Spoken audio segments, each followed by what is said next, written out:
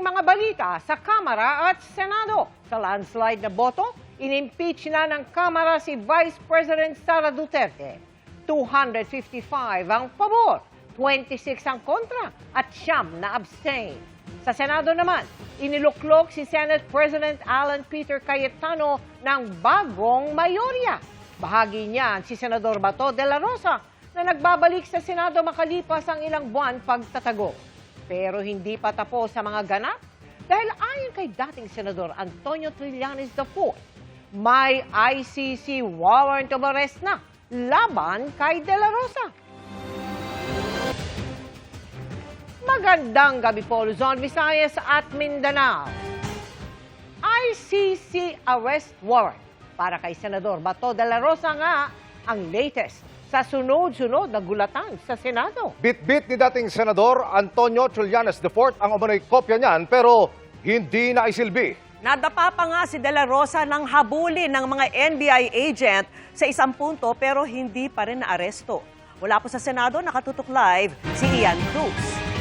Ian! Mel Emil, Vicky, bit-bit nga ang warrant of arrest mula sa International Criminal Court o ICC. Kasamang dumating dito ni dating Senador Antonio Trillanes IV ang mga ahente ng National Bureau of Investigation para nga arestuhin dito sa Senado si Senador Ronald Bato de la Rosa.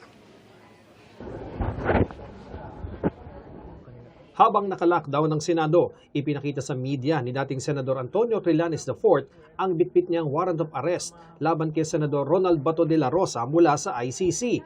Paraan niya ito sa kasong Crimes Against Humanity kung saan co-conspirator si de la Rosa at iba pang may kinalaman umano sa war on drugs ni dating Pangulong Duterte. Git ni Trillanes, maaaring arestuhin si de la Rosa na mula Nobyembre ay hindi nakita ng publiko. Dati na siyang hinamon ni Bato na sumama sa pag-aresto sa kanya. Go ahead, make my day, Mr. Trillanes. Sige, go ahead. Kahit sumama ka pa, mag-serve ng warrant. Sumama ka, ikaw mismo magpusa sa akin. Sabi ni Bato, kaya ako nandito dahil personally niya ako ni-request na sasamahan ko yung magpoposa. So, nandito.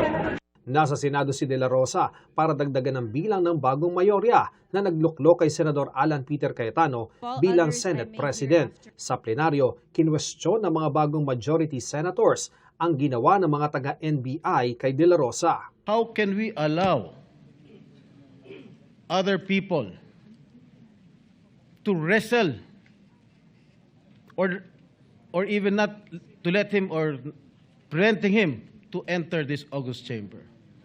Ano ang ginagawa ng Sergeant at Arms? Bakit nila pinapayagan ito na gawin ito sa isang senador?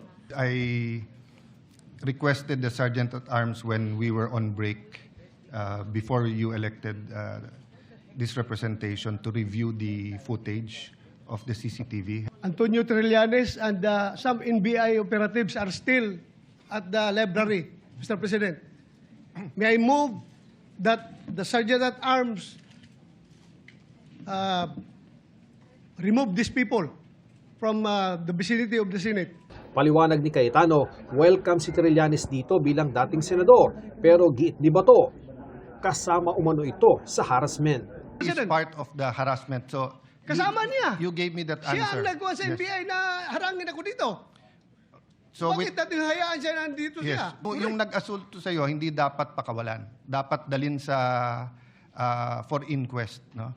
Yung kung walang kilalaman na nandito at wala silang official business dito, may motion ang Senator Bato na paalisin sila sa Senate. Ipinag-utos ng bagong Senate President sa Office of the Sergeant at Arms ng Senado na imbestigahan ang insidente. Nag-lockdown din sa Senado dahil may motion na kilalanin kung sino mano ang sangkot sa nangyari kay Senador Bato para maipagharap ng reklamo. Tinanong natin si Senador De La Rosa ukol sa ipinakitang warrant of arrest si Trillanes, pero sabi niya, mamaya na lang. Ipinakita sa plenaryo ang kuha ng CCTV. Hinahabol siya ng NBI agents. Sa isang bahagi ng CCTV, makikitang nadapa si De La Rosa sa hagdan. Vicky, kanina doon sa sesyon ay nagmosyon nga si Senador Rodante Marcoleta na isailalim sa protective custody ng Senado ang kasamang senador na si Senador Ronald Bato de la Rosa, bagay na pinagbigyan naman ng mayorya ng Senado. At kanina ay nag-motion din para i-cite in contempt ang mga NBI agents na humahabol kay Senadora de la Rosa. Si Senadora Joel Villanueva yung nagmosyon at pinagbigyan din niya ng Senado at sinabi nga ni Senate President Alan Peter Cayetano na aarestuhin ang mga Jane Does at John Does na mga NBI agents na kanilang iimbestigahan. At ang isa pa sa mga latest development ay nag-resign po ang pinuno ng Office of the Sergeant at Arms ng Senado na si retired Major General Edgardo Rene Samonte, pero tiniyak niya na makikipagtulungan siya sa gagawing investigasyon. Yan ang latest mula dito sa Senado. Balik sa iyo, Vicky. Iyan, saan na si Senator De La Rosa sa mga sandaling ito? Well, Vicky, ang huling impormasyon na ating nalaman ay nandun sa lounge si Senadora De La Rosa at yung mga ibang plano niya, Vicky, ay ayaw niyang sabihin kanina doon sa ating mga pagtatanong sa kanya. Particular nga yung pagtanong din natin sa kanya kung ano ba yung reaksyon niya dito sa inilabas na warrant of arrest ng ICC, Vicky. Iyan, balak ba niyang manatili dyan sa Senado? Well, Vicky, isa rin sa mga tinanong natin yan sa kanya kanina kung magka-camp out ba siya dito sa Senado o hindi. Pero ayaw niyang sabihin talaga kung ano ba yung kanyang plano. Pero yun nga, Vicky, dahil nga kanina sa sesyon ay naglabas naman ng ang Senado ng desisyon na isa sa ilalim nila sa protective custody itong si Senador Bato de la Rosa. So aantayin pa natin kung ano yung mga magiging development habang lumalalim pa yung gabi dito sa Senado, Vicky. Sina dating Senador Trillanes, nandiyan pa rin ba siya sa mga sandaling ito?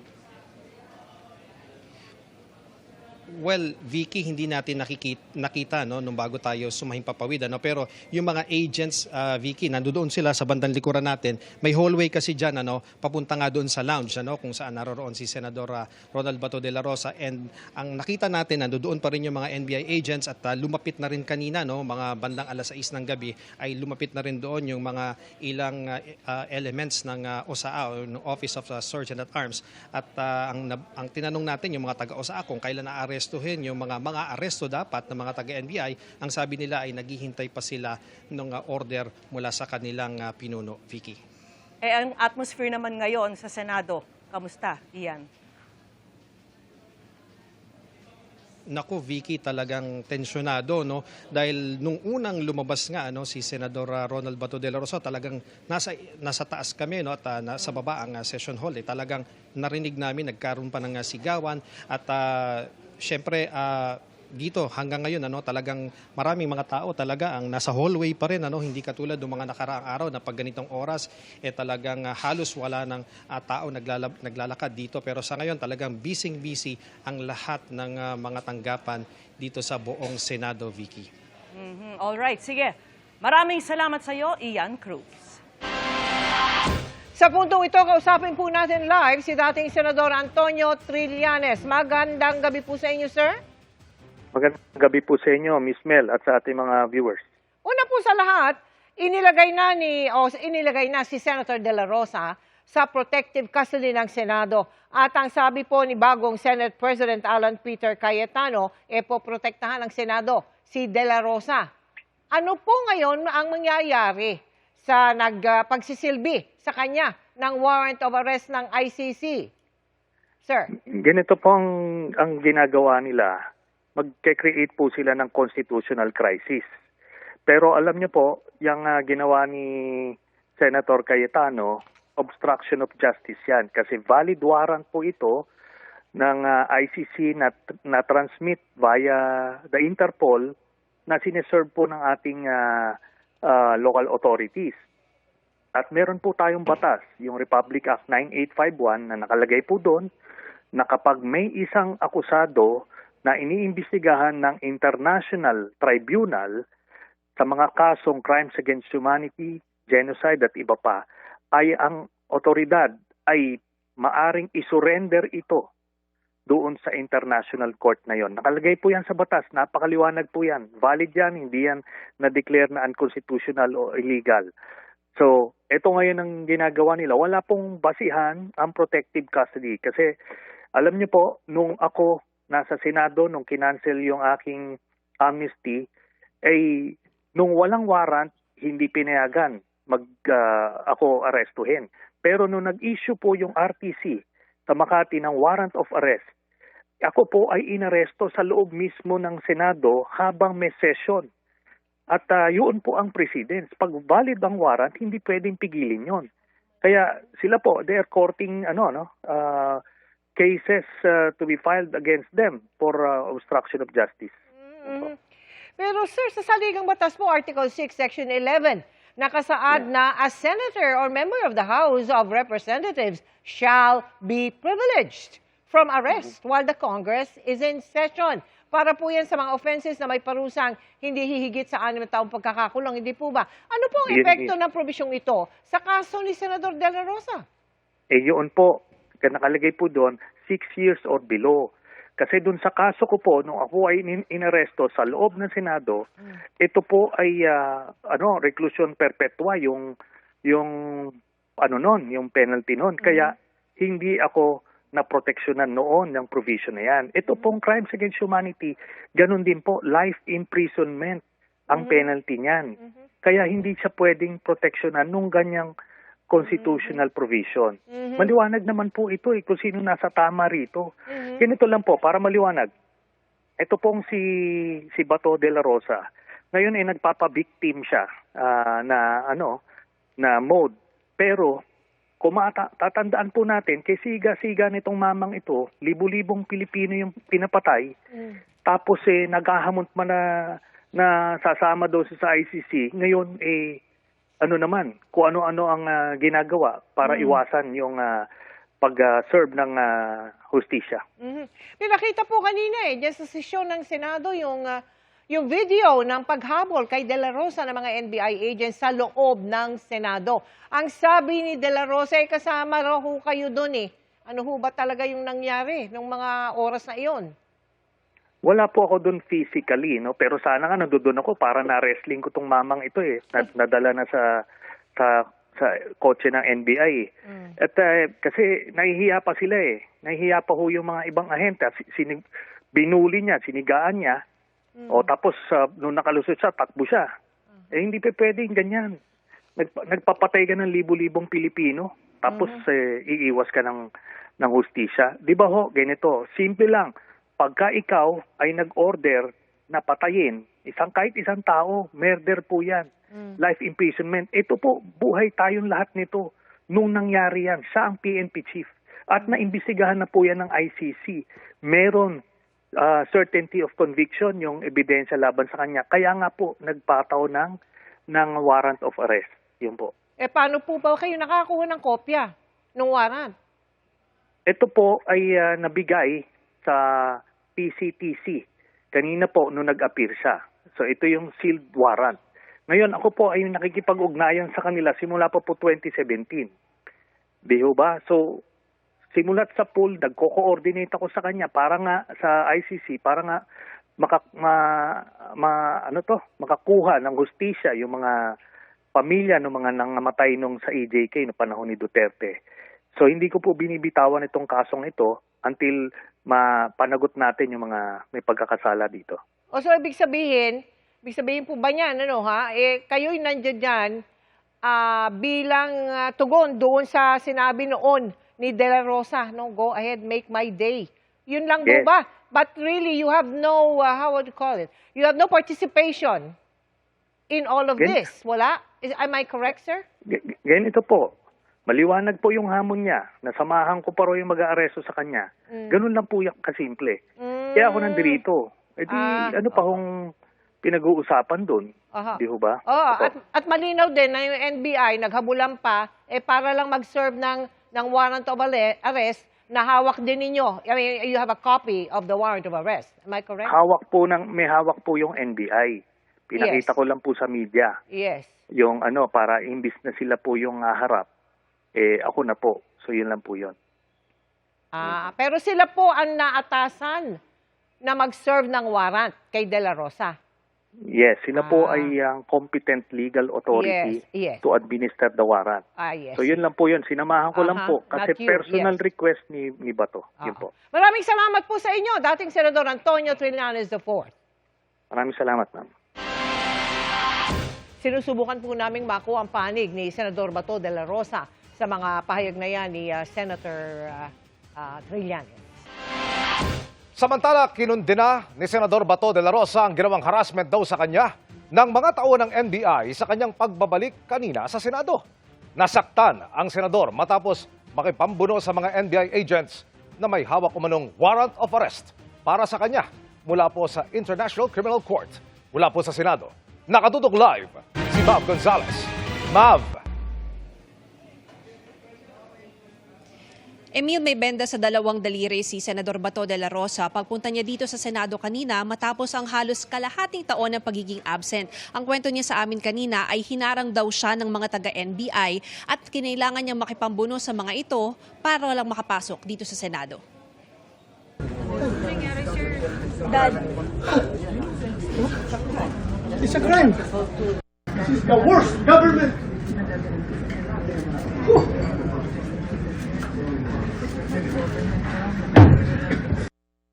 Nanggagalaiti si Senador Bato de la Rosa nang pumasok sa plenaryo ng Senado kanina. Duguan ang kanyang kaliwang kamay matapos niyang makipambuno sa mga taga-NBI dahil hinarang siya papasok ng Senado. Sinita ni De La Rosa, pati ng ibang senador, si Senate Sergeant at Arms Retired Major General Rene Samonte dahil pinapasok ang NBI sa Senate grounds. Pareho tayo premier, sir. Bakit yung pinayagan niyang mga tao niyan makapasok dito?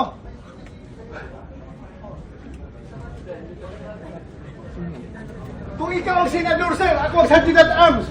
Magpapakamatay ako para hindi ka magalaw dito sa institusyon na ito.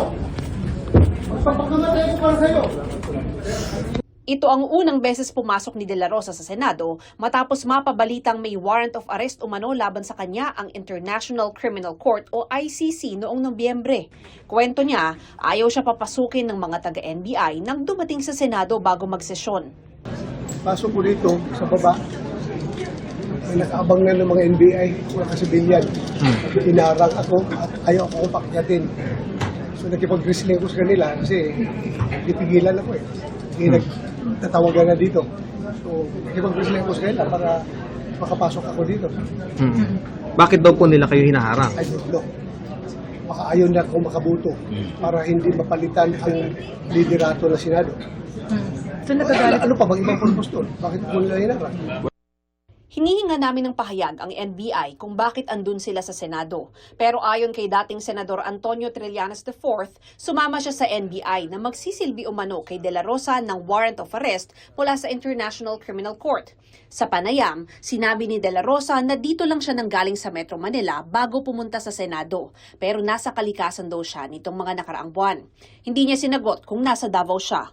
Hindi raw muna niya iniisip ang sabpina na inihain sa kanya kanina ng PNP-CIDG kaugnay ng isinasagawang investigasyon sa mga extrajudicial killings noong panahon na City Director siya ng Davao Police.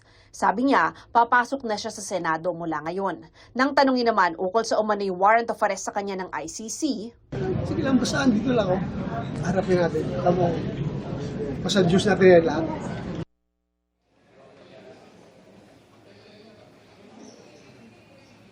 Emil, sa ngayon nananatili sa Executive Lounge dito sa loob ng Senate Building si Senator Bato de la Rosa at doon sa labas mismo ng pinto ng Executive Lounge ay nandun pa rin yung mga NBI agents na supposedly nga ay magsisilbi sa kanya ng warrant of arrest galing sa ICC. Kanina tinanong natin si Senador de la Rosa kung mananatili ba siya dito o magka-camp out sa Senado. Ang sabi niya ay hindi niya sasabihin kanino man kung ano ang magiging plano niya. Pero inaabangan pa rin natin kung ano yung mangyayari sa sitwasyon. Ito, maraming tao ngayon dito dahil nga tinitingnan kung lalabas pa si Senador de la Rosa dun sa Executive Lounge at kung pupuntahan pa siya ulit ng NBI. Emil? Mav, kanina bago tayo sumayin papawid, mayroong nag-file ng motion para isailalim sa Senate Protective Custody si Senator Bato de la Rosa at maiwasan na siya'y maaresto. Ano update dito? Makakatulog na ba siya ng matiwasay ngayong gabi at dyan siya magpapahinga o paano ang magiging sistema at proseso rito, Mav? napagbigyan na itong motion na ito actually, Emil. Kaya meron na talagang protective custody si Senador De La Rosa ayon kay Senate President Cayetano. Ang sabi niya ay yung proteksyon na ito ay alinsunod sa Senate rules pati na rin sa mga batas ng Pilipinas. Pero ngayon, yun nga, ang sabi ni De La Rosa ay may option siya kung mananatili siya dito sa loob ng Senado, ng Senate building o kung lalabas siya. Pero ayaw niya raw i-broadcast kung ano ang kanyang gagawin para na rin sa kanyang proteksyon. Pero sa ngayon, Emil, ay naka-lockdown ang buong Senate grounds. Walang nakakapasok, walang nakakalabas. Kaya inaantabayanan pa rin natin kung ano ang susunod na pwedeng mangyari dito, Emil. Maraming salamat, Mav Gonzales. Latest naman tayo sa Kamara kung saan sa ikalawang pagkakataon ay inimpeach si Vice President Sara Duterte. May update pa sa bilang ng mga boto ng pumabor. At mula roon, nakatutok live si Tina Panganiban Perez. Tina. Vicky, bumoto ang Kamara ngayong hapon para i-impeach si Vice President Sara Duterte. Sobra sa kailangang 1/3 ng lahat ng kongresista ang nakuhang boto.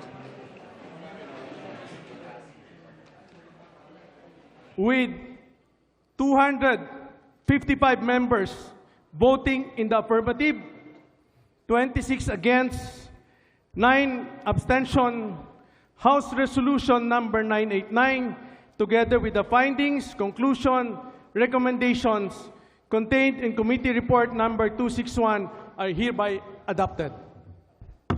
Majority Leader, Mr. Speaker. Mas marami sa kailangang 106 na kongresista ang bumoto pabor sa Committee Report ng House Committee on Justice, pati na sa resolusyon nagtatakda ng Articles of Impeachment laban kay Vice President Sara Duterte. This is not about 2028.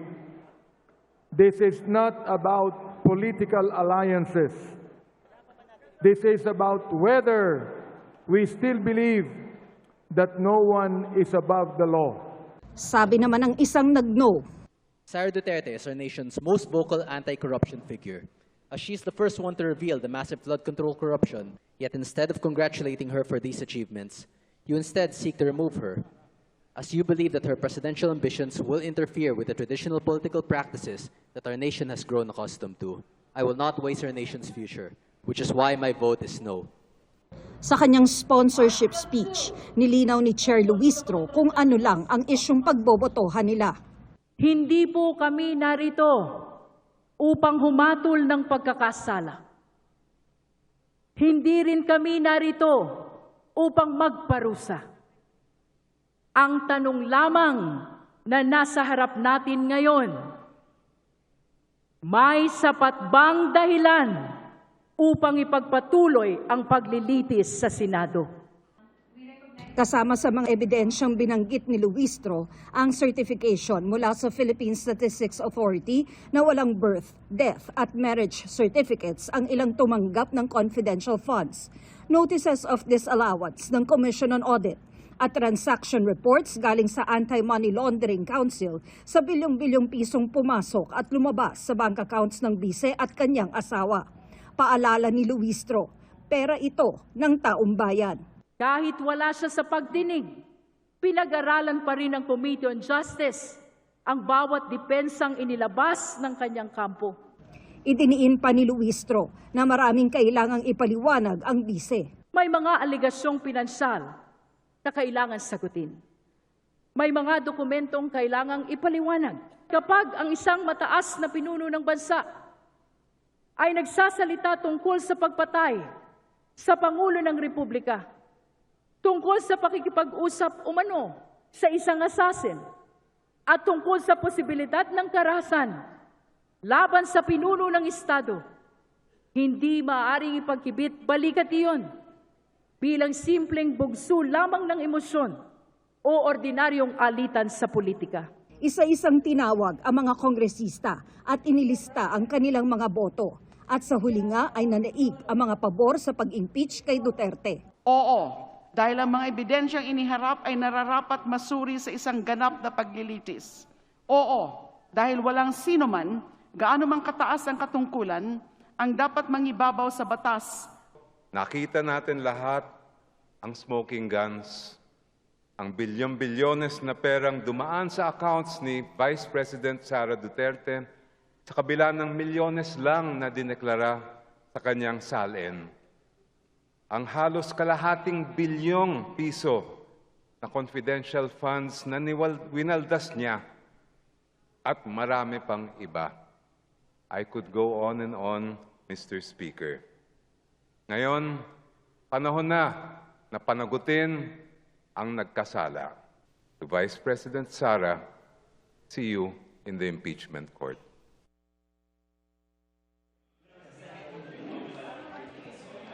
Vicky, sa updated na bilang ng mga boto sa plenaryo kanina, 257 ang nag-yes, 25 ang nag-no at 9 ang nag-abstain.